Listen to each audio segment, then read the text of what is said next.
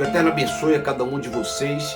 E o meu motivo de estar aqui hoje, gravando esse vídeo, é porque recebi muitas mensagens. Muitas pessoas começaram a me perguntar se essa roupa realmente eu deveria estar usando e se realmente era para o evangélico usar essa roupa, uma vez que essa roupa eu estou muito parecido com um padre, tá? Deixe eu explicar uma coisa para vocês. Primeiro é que essa gola é chamada gola clerical. Alguns vão chamar de gola romana, outras vão chamar de colarinho clerical, certo? Mas quem foi que criou este padrão de roupa? Foi criado então pelo reverendo, o reverendo chamado Donald MacLeod, que foi ele, foi um pastor presbiteriano da Escócia. Ele é que criou esse padrão. Continue conosco, não saia. Nós teremos hoje algo para poder debater em relação à criação deste padrão de roupa.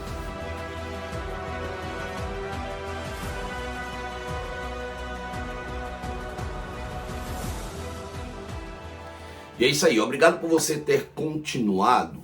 Como eu disse, a gola clerical, colarinho romano, colarinho clerical, gola romana, muitos nomes são entregues, são empregados a este padrão de roupa, onde essa blusa vem com essa parte branca aqui. Deixa eu falar uma coisa para vocês. No século XVI, que foi na época da Reforma Protestante, onde os hoje que nós chamamos de evangélicos foram apelidados de forma bem pejorativa como protestantes por causa do protesto que fizeram em torno da Igreja Católica ou contra a Igreja Católica. E então que acontece que quando eles se separam, a maioria desses que se tornaram pastores, que eram os ministros do Evangelho, eles eram padres, na sua quase totalidade, eram padres da Igreja Católica. Então, existia muita semelhança em todo aspecto de uma igreja reformada, né? De uma igreja em que sai de um segmento católico, e eles permaneceram com um padrão muito parecido com o padrão da Igreja Católica. E com o passar do tempo foram fazendo mudanças, foram tirando alguns elementos e simplificando outros elementos, tá? E existe uma preocupação muito grande sobre esses ministros, sobre esses pastores e sobre os reverendos. O reverendo, o que é o reverendo? O reverendo é o pastor. Então, sobre o reverendo em se distanciar ao máximo de toda a característica, até mesmo do sacerdote da então igreja protestante, né, os evangélicos, da igreja romana, católica, como se tornar diferente deles na forma de se vestir. Então, eles fizeram de tudo para poder usar outros tipos de trajes que viessem diferenciar. Alguns pastores, na sua totalidade, né, quase na sua totalidade, a maioria, eles começaram a utilizar então trajes acadêmicos, aquelas togas acadêmicas quando estavam no altar para poder ministrar. E essas eram as roupas, e tinha também uma semelhança muito grande com o que chamamos da batina, o que de fato leva o nome batina dos padres. No século XVII, a gente começa a perceber o uso da chamada cravate, né? Eram os lenços que eles enrolavam no pescoço, muito antigo, da época do século XVII. Então era comum eles enrolarem aqueles lenços, eram os lenços compridos, eles enrolavam e deixavam uns enfeites.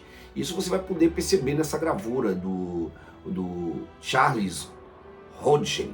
O Charles Hodgson é um exemplo do que se usava na época. Ainda no século XVII, também século XVIII, os então pastores reformados, eles começaram a também utilizar outras questões no momento que estavam no púlpito ou durante as suas ministrações. Eles começaram a usar o que é chamado de peitilho, né? Para você ter uma ideia melhor, essa imagem agora de Jonathan Edwards. Aí vocês percebem qual é a espécie de peitilhos que eles usavam. Isso era muito comum para a época, tá? Ainda neste tempo começa a existir muitas controvérsias, principalmente na igreja da Escócia.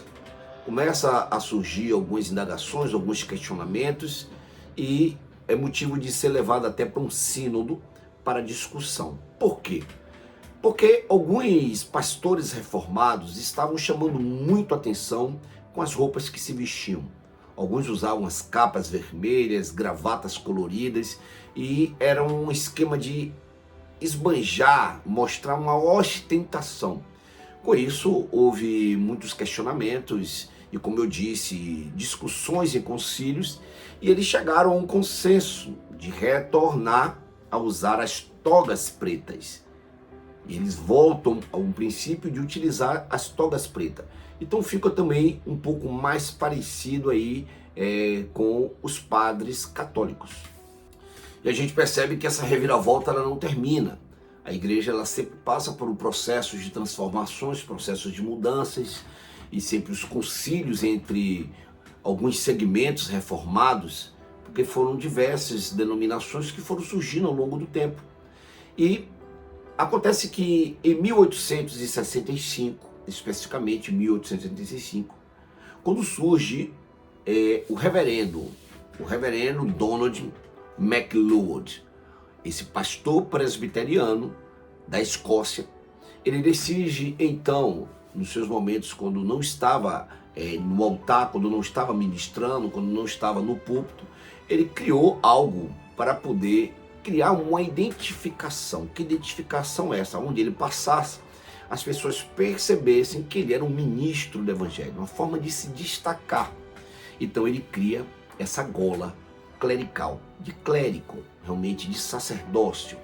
Cria essa gola, e essa gola começa, com o passar do tempo, a ser absorvido, ser utilizado por diversas outras denominações, tanto denominações reformadas como outras, e começam a utilizar. A exemplo, os anglicanos começaram a usar. Com o passar do tempo, a gente percebe que os anglicanos, para os bispos, colocaram a camisa roxa, mas a gola clerical continuou branca. Aí nós percebemos que não só os presbiterianos e os anglicanos, como também metodistas, como também os luteranos, os batistas, até os ortodoxos orientais começaram a utilizar, então, fazer o uso dessa roupa com a gola clerical. Isso se tornou um costume e a moda pegou. Gostaria de dizer dessa forma. Realmente a moda começou a proliferar e todos começaram a usar. Então, a partir de 1884, essa gola clerical, ela torna-se obrigatória o uso entre os padres católicos. Isso mesmo que você está ouvindo. Em 1884, se torna obrigatório que todos os padres católicos utilizassem aquilo que o reverendo Donald MacLeod, o pastor presbiteriano da Escócia, utilizou para tornar ele algo como uma identidade de um sacerdote. Todas as demais denominações, inclusive a Igreja Católica, torna-se obrigatória. Algo interessante que no final do século XIX e início do século XX, a gente começa a perceber que essa gola clerical, não só os pastores reformados, como também a ortodoxa oriental, como também a Igreja Católica utilizando, alguns rabinos, a liderança judaica também começa a fazer uso. E aí você vai ver na nossa foto aí, do Rabino Abraham Cohen, ele também começou a utilizar.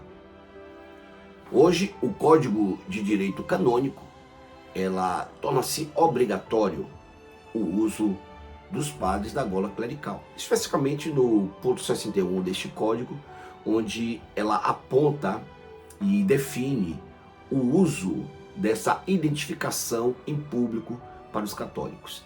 Hoje nós percebemos, principalmente a nível de Brasil, é muito comum os padres estarem usando, e eu gostaria de dizer, do sudoeste do Brasil ao nordeste, é muito raro você perceber que um reverendo ou um pastor de qualquer denominação esteja utilizando a gola clerical. Mas isso é comum no sul do Brasil, tá? E isso é muito comum fora do Brasil, você está percebendo que o pastor use a gola clerical. Eu agradeço a você por ter ouvido e assistido esse nosso vídeo. E essa é uma resposta para aqueles que perguntaram se era de convir eu estar usando e era de direito eu estar usando. Pois bem, foi criado pelo nosso pastor presbiteriano e assim é comum o uso entre pastores de diversas denominações.